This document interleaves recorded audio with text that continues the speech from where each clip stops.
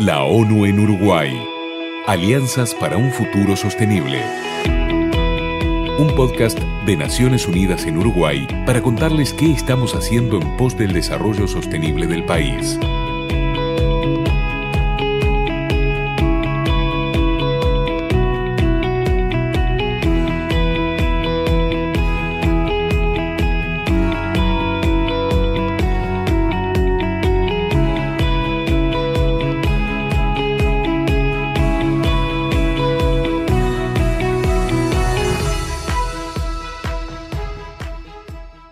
Hola a todos y a todas, soy José Peralta y les doy la bienvenida a un nuevo capítulo del podcast La ONU en Uruguay, Alianzas para un Desarrollo Sostenible.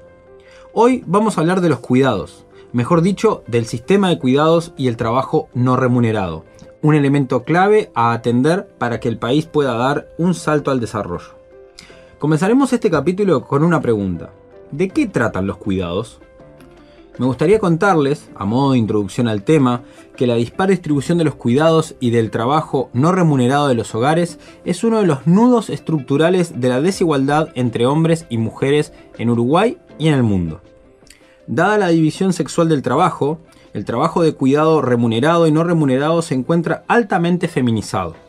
En la región, las mujeres dedican el triple de tiempo que los hombres al trabajo de cuidados no remunerado. En Uruguay, específicamente, los resultados de la encuesta de uso del tiempo relevada entre noviembre y diciembre de 2021 y marzo-mayo de 2022 evidencian que las mujeres tienen una carga de trabajo no remunerado que casi duplica las horas dedicadas por los varones, con 34,4 horas frente a las 20,6 horas de los varones. ¿Qué quiere decir esto? Que las mujeres uruguayas dedican casi el doble a trabajos no remunerados y de cuidados que los hombres uruguayos. Más aún, el 61,4% de la carga total del trabajo de las mujeres es trabajo no remunerado, mientras que entre los varones es solo el 35,9%. Si bien los varones trabajan remuneradamente más horas que las mujeres, al incorporar las horas de trabajo no remunerado, las mujeres tienen una carga global de trabajo semanal mayor. En otras palabras, esto significa que las mujeres trabajan más y les pagan mucho menos, ya que el porcentaje de trabajo no remunerado que realizan las mujeres en Uruguay es muy superior al que realizan los hombres. A partir de los resultados de esta encuesta, queda en evidencia cómo las mujeres participan en los trabajos de cuidado y en gran parte de las tareas domésticas en mayor medida que los varones. Los cuidados atraviesan la vida de todas las personas y este trabajo es imprescindible para la sostenibilidad de la vida. Piensen ustedes en esa persona que se queda a cuidar a un niño o a una niña cuando está enfermo y los padres tienen que salir a trabajar. Piensen ustedes en esa persona que cuida sistemáticamente del anciano o de la anciana que está en casa y no puede ser atendido por un profesional. Y piensen en todos los demás trabajos que se realizan por fuera de lo que es la idea de trabajo remunerado, ya sea la limpieza, el cuidado de otra persona, la atención a los más jóvenes, etc. Por ese motivo, y porque son un derecho que debe ser garantizado por el Estado, es que se deben concebir como un cuarto pilar del bienestar, junto con la educación, la salud y la seguridad social. Sin embargo, aún hoy es difícil pensar que los cuidados no son asunto del mundo privado que se resuelven internamente entre las familias. Como vieron, los ejemplos que les ponía inicialmente tenían mucho que ver con una resolución interna de cada familia, cómo resuelve sus temas de cuidados, sus problemas internos. Hoy les venimos a plantear en este podcast, y vamos a traer a un par de invitados para que conversen sobre ello, por qué los cuidados deberían ser una política de Estado que funcione como un poder, un cuarto pilar a nivel del bienestar social, junto, como les decíamos, con la salud, la seguridad social y la educación. Las Naciones Unidas en Uruguay, junto con la Red Pro Cuidados y con el apoyo de CIEDUR, Flaxo, la Fundación Astur, la Universidad de la República, el PIT-CNT y ONASPU, impulsan un proceso técnico-político para fortalecer y apoyar esta agenda de cuidados y también revitalizar una coalición amplia de apoyo al Sistema Nacional Integrado de Cuidados. Esto implicó una serie de actividades que culminaron con el Foro Nacional de Cuidados que se celebró en abril de 2024. Hoy en el estudio, en este podcast, nos acompañan Soledad Salvador, consultora para ONU Mujeres Uruguay, y Fernando Filgueira, jefe de oficina del Fondo de Población de las Naciones Unidas en Uruguay, también conocido como UNFPA, y ambos van a hablar y contarnos con más profundidad de qué se tratan los cuidados y por qué son tan importantes para el desarrollo sostenible del Uruguay. Soledad, Fernando, muchas gracias por venir y formar parte de este podcast. Bueno, gracias a ustedes también por invitar. Es un gusto estar acá. Soledad, arrancamos contigo. ¿Qué son los cuidados? Bien, los cuidados abarcan tanto el bienestar, o sea, la atención de las personas en lo físico y emocional, o sea, generalmente dentro del sistema de cuidados se ha incluido básicamente aquellos que tienen situación de dependencia, pero todas las personas precisamos cuidados diarios, venimos a decir. Es una forma también de decir, bueno, vamos a prestar atención a esta población que en sí ha sido siempre descuidada, por decirlo, ¿no? Nos podemos imaginar adultos mayores en situación de dependencia, leve, moderado, severa, personas con discapacidad con dependencia y los más pequeños que van de 0 a 12 generalmente. Ahora también se empezó a hablar en el foro un poco de la adolescencia, que también a veces requieren de atención. Y también son todas las tareas del hogar, ¿no? Que en principio dentro del sistema de cuidado no están contempladas, pero por ejemplo la ley de trabajo doméstico y eso está muy ligada también a estos temas, ¿no? Vinculado al reconocimiento de ese trabajo, valorización, reconocimiento de derechos, formalización, etcétera. O sea, tiene que ver también con eso, ¿no? Con las tareas que se hacen en el hogar. Bien. Y ahí, esto que se llama la soledad es para darnos cuenta que hay un montón de tiempo. O que estamos cuidando o que estamos siendo cuidados. Digamos que no es poca cosa. Lo que pasa es que en general está relativamente invisibilizado porque lo colocamos y lo pensamos en las familias. Y eso es parte de lo que hay que empezar a cambiar. Claro, recién en la introducción comentaba un poco también la disparidad de horas que se termina generando en términos de hombres y mujeres en el sistema de cuidados, y que cuando se juntan esas horas con las remuneradas, las mujeres trabajan mucho más que los hombres en términos de trabajo diario, ¿verdad? Claro, sí, en general las mujeres tienen una mayor carga. Ahí podríamos decir que hay dos fenómenos aparte que se dan, que es el envejecimiento poblacional, tanto porque hay más adultos mayores que viven más tiempo, como también menos niños, o sea que en un futuro va a haber menos jóvenes, ¿no? Adultos para cuidar a esa población que va envejeciendo. Y bueno, y a su vez porque las mujeres cada vez necesitamos que se inserten más en el mercado laboral. De hecho, la reforma de la seguridad social da cuenta de eso, ¿no? De que tenés poca población activa para sostener una población pasiva, que bueno, que se vive más, precisa más tiempo también cobertura. Y claramente, aparte, la población que hoy trabaja en el sector de los cuidados la hace en forma informal. No aporta a la seguridad social, o sea que van a ser mujeres que van a seguir siendo dependientes, así hayan pasado por el mercado laboral, ¿no? O sea que lo hacen de forma no remunerada, que no tienen cobertura, y cuando lo hacen de forma remunerada tampoco tienen muchas veces cobertura de la seguridad social. Por eso es tan importante desarrollar un sistema que las albergue, que les dé empleo formal, y con eso también permita que otras mujeres ingresen al mercado laboral que hoy están cuidando en sus casas en forma no remunerada para generar ingresos, aportes, y en un futuro no depender de las pensiones, por decir, que es lo que hay en Uruguay, ¿no? Que tenemos buena cobertura a la vejez, pero en distintos niveles, ¿no? Unos por jubilación y otros por pensiones, pues no pudieron aportar.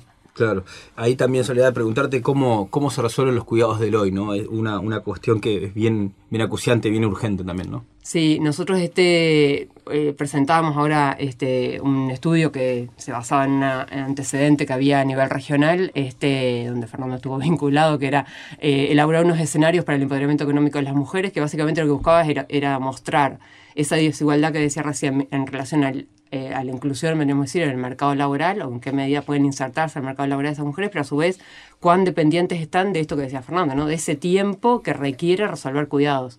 Entonces vos ahí podés diferenciar como 3 grandes escenarios, ¿no? Al que le llamamos de pisos pegajosos, que son mujeres que se han dedicado a cuidar siempre, que ingresan al mercado laboral, capaz que en algún momento de ser jóvenes, vuelven a cuidar cuando tienen hijos, capaz que vuelven a ingresar, pero ya sin formación adecuada, etcétera. Entonces de última terminan haciendo cuidados en forma remunerada, y bueno, terminan siendo como altamente dependientes, por decir, toda su vida, debemos decir, de prestaciones sociales.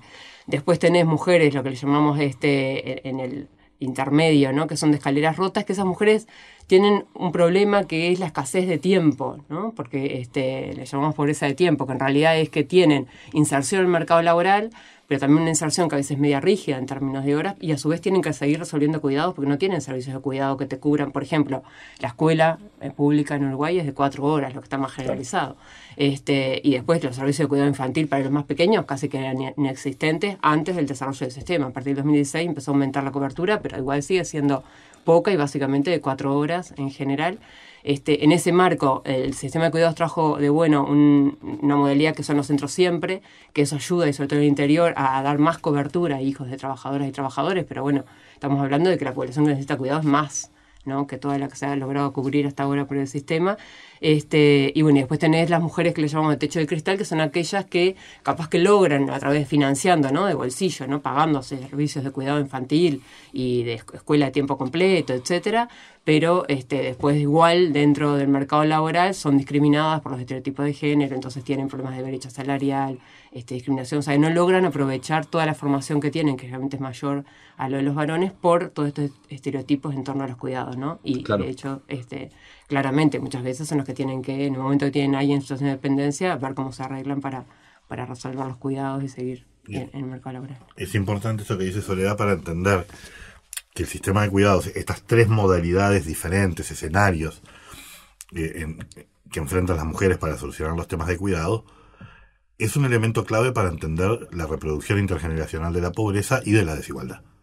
Porque en la medida en que tenemos estos tres grupos, digamos, de mujeres diferentes, las posibilidades en materia de conjugación de la faz productiva y reproductiva, el cuidado mismo de las niñas y los niños pequeños y la calidad que se le puede proporcionar, tienden a reproducir estructuras de desigualdad.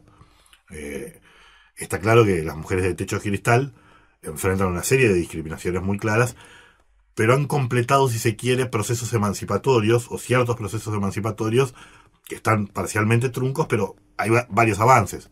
Postergan la fecundidad, generalmente tienen menos niños, compran en el mercado muchos sustitutos de mercado, de cuidados, eventualmente servicio doméstico, de apoyo, escuelas de tiempo extendido, clubes, etc. Las mujeres de escaleras rotas lo son en parte de escaleras rotas porque es difícil subir y porque un escalón roto te puede hacer bajar mucho. Claro. Muy poco tiempo, esa pobreza de tiempo que las caracteriza, el riesgo inminente siempre de caer fuera del mercado laboral o de quedar sin el apoyo mínimo doméstico que a veces los varones podrían hacer, porque está la divorcialidad también, etcétera, y quedan como mujeres jefas de hogar con la carga de cuidado de los niños y muchas veces la carga financiera, o parte de la carga financiera, y más preocupante aún las mujeres de pisos pegajosos, en donde sabemos que está concentrada la pobreza infantil, y en donde sabemos que la imposibilidad de la mujer por la carga de trabajo no remunerado de participar en el mercado laboral o de hacerlo en forma más o menos continua y estable es una de las claves que explica justamente la pobreza infantil. Claro, y hablando en plata, ¿tenemos alguna estimación de cuánto representa esto y estos aportes al PBI, al Producto Bruto Interno, en referencia a eso? Sí, eso lo hemos venido haciendo desde 2007. La última valorización fue en 2022 con la encuesta Sol Tiempo y nos da un 23,8% del PIB. Todo lo que se genera, ¿no? Tanto el trabajo doméstico como de cuidados en forma no remunerada en los hogares por mujeres y varones. Pero bueno, de esos 23,8%, 16 puntos porcentuales lo hacen solo las mujeres. Y Fernando, ¿por qué cuando hablamos de cuidados como un cuarto pilar del bienestar, junto con lo de seguridad social, justo hablando de ese tema, ¿por qué decimos también que los cuidados son un derecho? El cuidado es, en verdad, la forma esencial en que nosotros como raza, no como raza, como especie, nosotros como especie, para bien y para mal, nos transformamos en la especie dominante, claro, que es la capacidad de colaborar y de generar modelos colaborativos y solidarios para cuidarnos. Ese elemento clave y la institucionalidad que hemos generado es posiblemente lo que nos distingue de muchas otras especies animales en el grado en el cual lo hemos logrado. Y es cierto, históricamente, aunque era parcialmente falso, pero parcialmente verdadero, la idea era que esos cuidados eran un tema privado, eran un tema de las familias, ¿sí? Lo que pasa ahora es que, como señalaba Soledad, con un proceso de envejecimiento, con una caída de la fecundidad muy marcada, etcétera, donde sabemos que, uno, precisamos mayor incorporación de la mujer al mercado laboral. Dos, precisamos cuidar a cada niña, a cada niño, para no perder a nadie en el camino, porque son cohortes mucho más pequeñas. Y tres, esperemos tener el mayor envejecimiento activo y autónomo posible, pero sabemos que la longevidad lleva en algunos momentos a pérdidas de autonomía. Entonces, cuando tenemos estos elementos, aquel modelo en donde la familia es la única o principal y los otros son subsidiarios, tanto el funcionamiento de los mercados como el funcionamiento de los estados y de las comunidades, bueno, deja de ser viable, no es un buen contrato. Claro. ¿Sí? No lo es por derechos, esto que decías vos, es un derecho, ser cuidado, cuidar también, pero no lo es también por un tema de eficiencia económica y de eficacia en el combate a los temas de pobreza y de desigualdad. Es decir, una nueva alianza entre Estado, mercado, familia y comunidad es necesaria. Cuidados es el pilar que viene a llevar eso adelante por los propios servicios que va a brindar y por cómo debe ayudar a reformar los otros pilares. El de la educación, el de la salud y el de la seguridad social. Eso por un lado. Y por el otro lado, redefinir dos contratos. Llamarle contratos a veces es asumir volición y voluntad cuando a veces son imposiciones, pero llamémosle dos contratos. El contrato de género al interior de las familias, redistribuyendo la carga de trabajo entre mujeres y hombres, y el contrato intergeneracional. Te quería preguntar a vos primero, Soledad, y después, obviamente, Fernando, ¿cómo se financia este sistema integral de cuidados y por qué, como uruguayos y uruguayas, debemos considerar que es una buena inversión? Porque quizás esa también es la segunda parte de los beneficios de lo que ustedes están hablando se ven a las claras. Bueno, ahora hablemos en términos de números. ¿Por qué es una buena inversión y cómo se financia? Bueno, la buena inversión en parte tiene que ver con esto del triple dividendo de la inversión en cuidados, y por eso hay que hacerla bien y tiene que estar el Estado como rector, porque ahí también Fernando decía, bueno, hay muchos servicios privados, pero el Estado tiene que ser el que rige la política, ¿no? Porque los servicios privados tienden a ser caros, porque son altamente intensivos en el uso de mano de obra, entonces, bueno, el sector privado quiere tener un beneficio y generalmente si no, son caros para quien los contrata y precarizan el empleo de quien los hace. Entonces tampoco es la solución, porque terminamos trabajando, como decíamos hoy, con mujeres capaz que tienen bajos ingresos que en un futuro no se van a poder jubilar bien. Por eso el Estado tiene que estar presente ahí. Y el cómo se financia hoy, más allá de esto que decíamos, ¿no? Que se viene financiando históricamente por el tiempo de las mujeres, lo que invierte el Estado hoy es básicamente rentas generales, una gran parte, y copagos, ¿no? Que quiere decir que la persona que hace uso del servicio se le evalúa, ¿no?, su capacidad de pago y se le pide que contribuya, y generalmente es entre el subsidio del Estado, por ejemplo, se puede ser total, venimos a decir, entonces no copagas nada, puede ser un 33, un 67 o 100% que le toque pagar a la familia.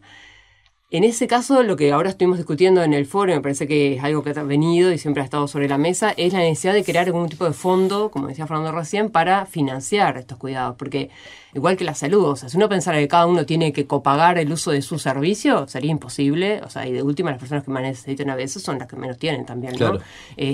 Pero bueno, claramente hay que pensar en algún fondo, porque tampoco renta general les va a brindar todo. Y también a veces pasa que también eso se dice mucho dentro de cuidado, y me acuerdo que en los CAIF también lo decían, que no está mal esto de que haya como un algo que vos puedas sentirte que sos parte, ¿no?, de ese sistema y podés reclamar. A veces cuando la inversión es totalmente pública, a veces las familias no se sienten con tanto derecho a reclamar.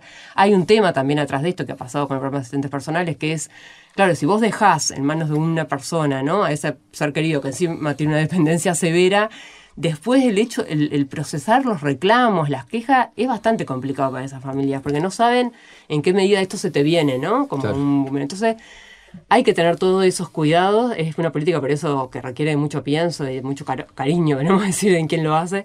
Y creo que por eso estaría bueno pensar en algún fondo, o sea, habría que ir hacia ahí, porque claramente la inversión tiene que pensarse también con algo que haga que vos te sientas parte de ese financiamiento y a su vez con derecho a reclamar que sea de buena calidad, que te lo den bien y que haya mecanismos, ¿no?, de esto, ¿no?, de exigibilidad, etcétera. Sole hoy decía sobre el tema del financiamiento, el componente de rentas generales y el componente de copago. En verdad hay una prestación que la colocaríamos claramente dentro de esta idea de cuidados, que tiene financiamiento de la seguridad social, que son las licencias. Las licencias tienen financiamiento de la seguridad social, y crecieron mucho. Si uno mira en los últimos 10 años, desde que se aprobó la norma, no me acuerdo si son 10 años, un poco menos, hay un incremento en el uso, y además se usan los 6 meses, en muchos casos, no siempre, pero en muchos casos esos 6 meses claro. adicionales de trabajo part-time, digamos, que al que pueda apelar varones o mujeres, se usan lamentablemente predominantemente mujeres, digamos, no varones, pero ese es un incremento de gasto que el Estado hizo, y lo hizo desde la Seguridad Social, en donde hay un acuerdo de que el Estado contribuye más allá del aporte de patrones y de empleados con un componente de subsidio, ¿sí? Claro. Y está claro que yo creo que al modelo que vamos a ir depende mucho de los servicios. Pues eso, digo, CAIF, bueno, por ejemplo, CAIF podríamos discutir si un elemento de copago no sería legítimo, por ejemplo, sobre todo en pequeñas localidades en donde toda la población infantil puede ir allí. Pero puede ser interesante, digamos, que contribuya según sus capacidades. En el tema de personales, el tema de copago está 33-66% de cuidadores personales. Pero tal como se hizo con lo que hoy existe, que es un pequeño aporte que surge de la seguridad social, una parte bastante pequeña que empezó con el acuerdo entre el Zunca y las empresas de la construcción, que eran planes de capacitación, y que fue ese acuerdo y que hoy es el INEFOP, el Instituto Nacional de Formación Profesional. Ese Instituto Nacional de Formación Profesional se financia a partir de un fondo que es una parte del aporte de la seguridad social. Claramente yo creo que vamos a tener componentes de rentas generales más discrecionales, deberíamos ir hacia componentes de creación de este tipo de fondo, y vamos a tener componentes de copago también, en donde, digamos, personas con capacidad de acceder a un servicio, pero pagar parte de ese servicio, lo harán. Fernando, Soledad, hace poco atravesamos lo que fue el Foro Nacional de Cuidados y quería que me cuenten un poco, para redondear todo lo que ha sido esta charla, qué resultados dejó, cómo se ve a futuro, cuáles son los próximos pasos en este camino que se transita para darle a ese sistema de cuidados una mayor fuerza e institucionalidad también. El foro, desde el inicio, creo que lo pensamos, tanto desde las agencias de Naciones Unidas, UNFPA y ONU Mujeres, pero después se sumaron varias otras, PNUD, OIT, Banco Mundial, Banco Interamericano de Desarrollo. Siempre lo pensamos como un hito en un proceso. Es decir, la idea era que teníamos que iniciar un proceso que, al menos en mi cabeza, después Sole puede comentar algo más, tenía 3 patas. Una era rejuntar y revigorizar la alianza de sociedad civil, academia, técnicos, agencias, etcétera, que en su momento dio la base de debate político para la creación del Sistema Nacional Integrado de Cuidados, que luego fue votado por todos los partidos, ¿sí? Era revigorizar eso. Lo segundo era producción de conocimiento. Ya tenemos 8 o 9 años de Sistema Nacional Integrado de Cuidados. Bueno, ¿dónde estamos parados? ¿No? ¿Dónde estamos parados en plata? ¿Dónde estamos parados en servicios? ¿Dónde estamos parados en el tema de gobernanza? ¿En el tema de territorialidad? Eso, producción nueva, ¿verdad?, de conocimiento.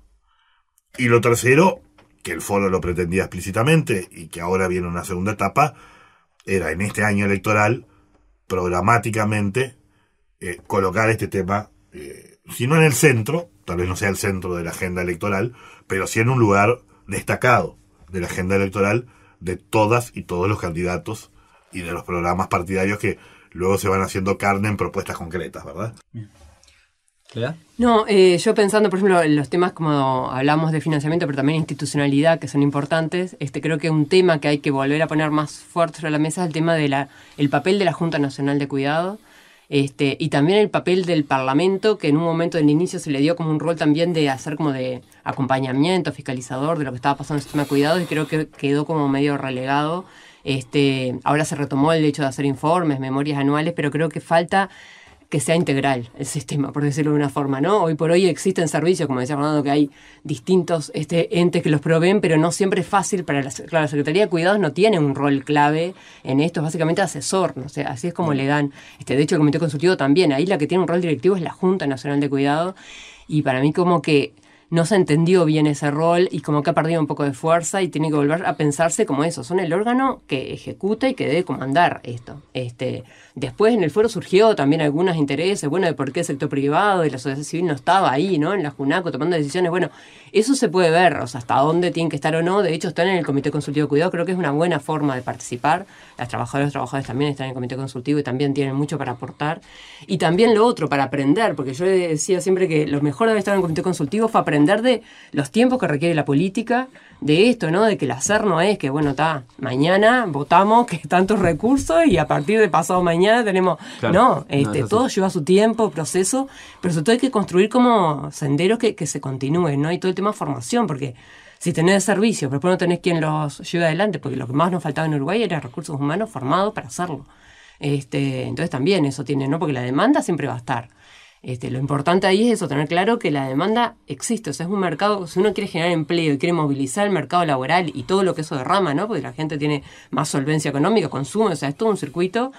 Acá es donde está todo para hacerse y la demanda está, o sea, la gente lo demanda. Lo que también hay que tener cuidado con estos énfasis a veces de hasta dónde le querés quitar el rol a la familia. En realidad, yo diría que básicamente en el tema de cuidado infantil es cumplir la jornada laboral que requiere el mercado laboral. Digo, podríamos, como estaba proponiendo el PCNT, ir a una jornada laboral más chica y que los cuidados entonces se acotarían a una jornada laboral más chica. Nadie está diciendo que la familia deja de cuidar.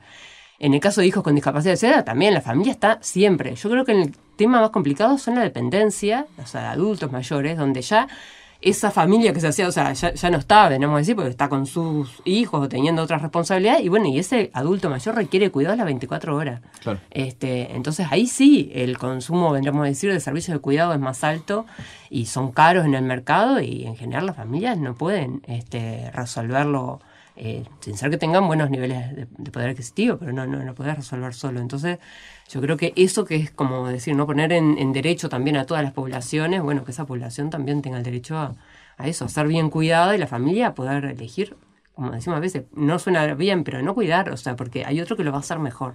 Claro. Y una cosa que señalaba Soledad al pasar, pero que es muy importante para el futuro, pensando para el futuro, los cuidados son intensivos en mano de obra, intensivos de una manera que no es fácilmente sustituible por la tecnología. Claro. Para todos los que están muy preocupados, ¿no? Que es verdad, digamos, bueno, aparecen tecnologías que suprimen trabajo, lo hacen innecesario. Hay parte de los cuidados que la tecnología ayuda y que eventualmente puede sustituir, pero una parte muy importante no. Entonces también es una fuente de empleo de futuro relevante en el contexto de un proceso de transformación tecnológica. Soledad, Fernando, muchas gracias por venir. Gusto. Al contrario, un gusto. Y a todos ustedes y a todas ustedes los esperamos el episodio que viene para seguir compartiendo capítulo a capítulo la ONU en Uruguay, alianzas para un futuro sostenible. La ONU en Uruguay, alianzas para un futuro sostenible. Un podcast de Naciones Unidas en Uruguay para contarles qué estamos haciendo en pos del desarrollo sostenible del país.